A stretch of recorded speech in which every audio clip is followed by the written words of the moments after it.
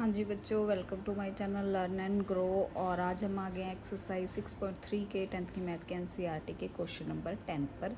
और डे हमारा है 43। और जो है हमने 9 क्वेश्चन जो हैं इसके सॉल्व कर लिए हैं। आप मेरी वीडियोस में देख सकते हो। और उसका रिवीजन लाइव टेलीकास्ट जो है वो भी मैंने चैनल पे अपलोड किया हुआ है, 9 जो है ना। ठीक है, तो अभी हम 10th क्वेश्चन करेंगे। सो शुरू करने से पहले प्लीज़ मेरा चैनल सब्सक्राइब करें, लाइक करें और शेयर जरूर करें। सो दिया हुआ है हमें 10th question, C D and G H are respectively the bisector of angle A C B and angle E G F such that D and H lie on side A B and F E of A B C and triangle E F G. ये दो हमें triangles दिए हुए हैं और हमें ये prove करना है कि ये दो ट्रायंगल सिमिलर है कि नहीं है। ये दो ट्रायंगल्स हमें फिगर दिया हुआ है तो हमें ये प्रूफ करना है। ठीक है, फिगर हमने बना लिया कि कैसे है। तो इन्होंने ये कहा है कि कोई डी पॉइंट है वो ए बी पे है और कोई एच पॉइंट है वो है एफ जे पे, मतलब इसको ऐसे लाई कर रहा है। ठीक है, सो सबसे पहला पार्ट हमें इन्होंने बताया कि ये हमें प्रूफ करना है कि जो सी डी है upon G H, C D upon G H is equal to A C upon F G, ये हमें प्रूव करना है। सो हमें सबसे पहले हमें दिया कि ये दोनों जो हैं, ये दोनों इन्होंने बताया हुआ कि ये सिमिलर हैं दोनों। ठीक है, और हमें सबसे पहला पार्ट ये प्रूव करना है। ये दिया हुआ है तो इसका मतलब क्या हुआ कि A C upon F G is equal to B C upon G E हैं by C P C T. Corresponding sides हैं, अगर दो मतलब हमें ट्रायंगल्स जो हैं वो हमें दो ट्रायंगल्स अगर सिमिलर दी हुई है तो उनकी कोरोस्पोंडिंग साइड भी सिमिलर होंगी। तो मतलब क्या हुआ, इसी हिसाब से अगर ये हैं, देखो ये ए सी अपॉन एफ ई और बी सी अपॉन जी ई जो है अगर इक्वल है तो इसका मतलब ये हुआ जो हमें पूछा गया सी डी अपॉन जी ये भी इक्वल होगा क्योंकि ये सिमिलर दी हुई है। और सेकंड पार्ट दिया हुआ है हमें, सेकंड पार्ट इन्होंने बताया कहा है कि ट्रायंगल डी सी बी जो है वो ट्रायंगल एस जी एफ के हमें सिमिलर बताना है। सो पहले मैंने ये बड़ा पार्ट किया था कि चलो ये रहने देते हैं, हम ये नहीं करेंगे, हम सिंपल मैं आपको बताती हूँ। पहले हम ट्रायंगल डी सी बी और एस जी एफ ले लेते हैं।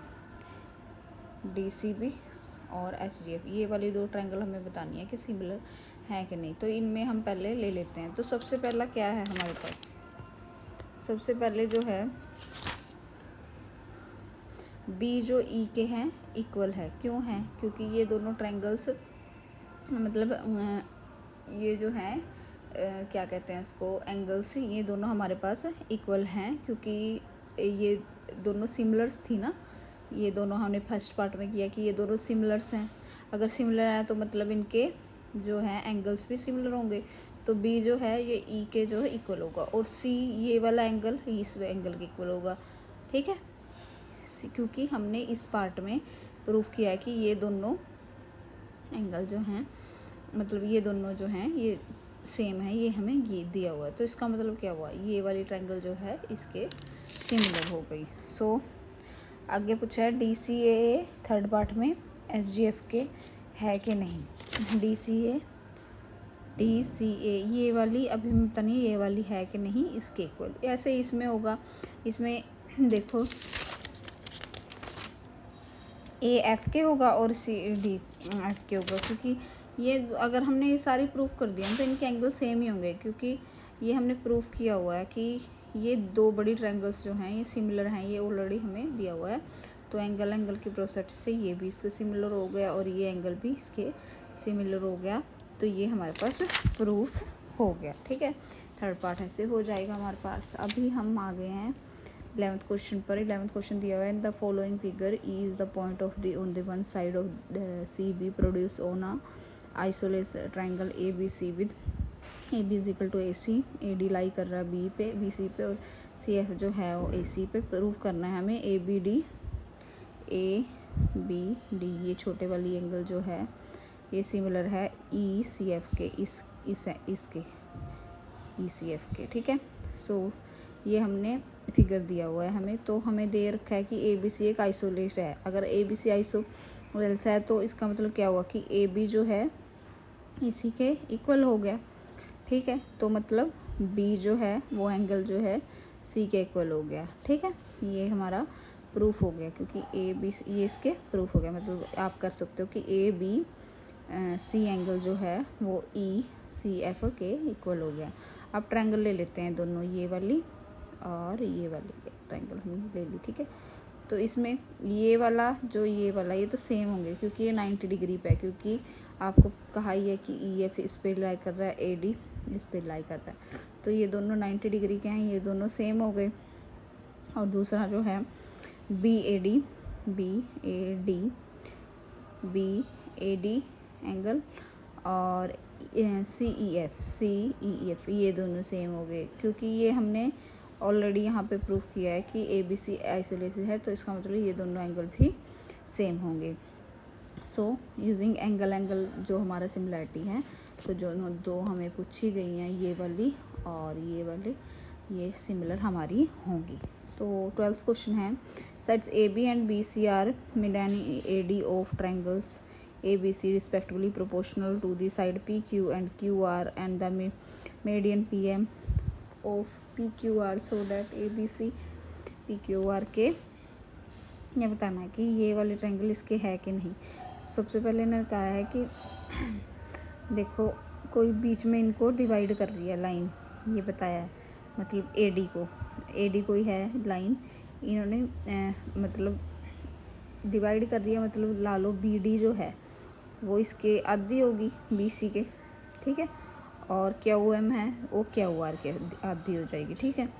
तो A B is equal to P Q, B C is equal to Q R, इनके प्रोपोर्शनल भी सेम होंगे, ठीक है। तो A B upon P Q कैसे निकालेंगे हम, ए बी ये है A B upon P Q, ये है पी क्यू, ठीक है। तो हम निकाल रहे हैं बी सी और क्यू आर की वैल्यू।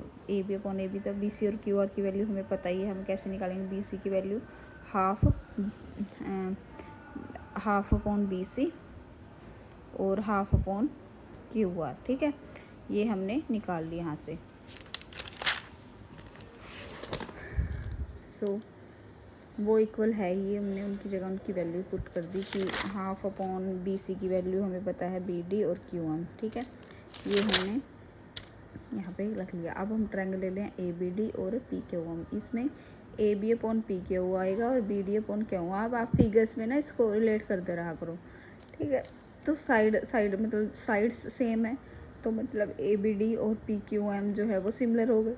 तो इसका मतलब क्या हुआ, अगर ये सिमिलर हैं तो एंगल ए बी डी और एंगल पी क्यू एम ये सिमिलर हुआ और इनकी साइड्स भी सिमिलर हुई। तो एस सी एस मतलब साइड एंगल साइड के हिसाब से हमारे पास ये जो है ए बी सी जो है पी क्यू आर के इक्वल हो गया।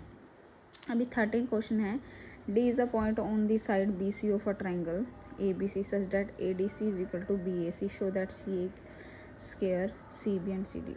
हमें ना कोई इन्होंने कहा कि डी कोई पॉइंट है बी सी के ऊपर, जैसे ये आ रहा है, ठीक है। तो ए डी सी ये वाला जो है इसके इक्वल है, ये बताया हुआ है। तो हमें प्रूफ करना है कि सी ए का स्क्वायर जो है सी बी सी डी के मल्टीपल से है कि नहीं है। सो पहले हम दोनों हम ट्रायंगल ले लेते हैं। इसमें ए डी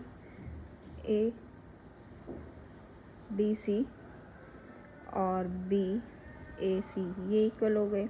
कोरोस्पोंडिंग एंगल्स हैं, क्योंकि ये हमें सिमिलर दिया हुआ है ना, इक्वल दिया हुआ है। ये तो हाँ सच हमें दिया हुआ है ना, ये वाला एंगल तो गिवन है हमें। सो ए सी ये कॉमन है सी वाला इन दोनों में। तो एंगल के प्रोसेस से ये दोनों सिमिलर हो गई और इनकी कोरोस्पोंडिंग सिमिलर हुई, तो इनकी साइड्स भी सिमिलर हुई। ला लो C A upon C B and C D upon C A. तो इसको क्रॉस मल्टीप्लिकेशन करेंगे तो सी का square is equal to C B D आएगी। तो सिंपल क्वेश्चन है, आप बहुत अच्छे से कर सकते हो। सो अभी हमने 13 क्वेश्चन जो है सॉल्व कर लिए हैं। 14, 15, 16 थोड़े लंबे हैं, तो इसलिए मैंने इस वीडियो में नहीं कवर किए, वो मैं नेक्स्ट वीडियो में कवर करूँगी। सो तब तक के लिए अगर आपको नहीं कुछ समझ आता तो प्लीज़ मुझे कमेंट करें, लाइक करें और शेयर ज़रूर करें। Thank you so much.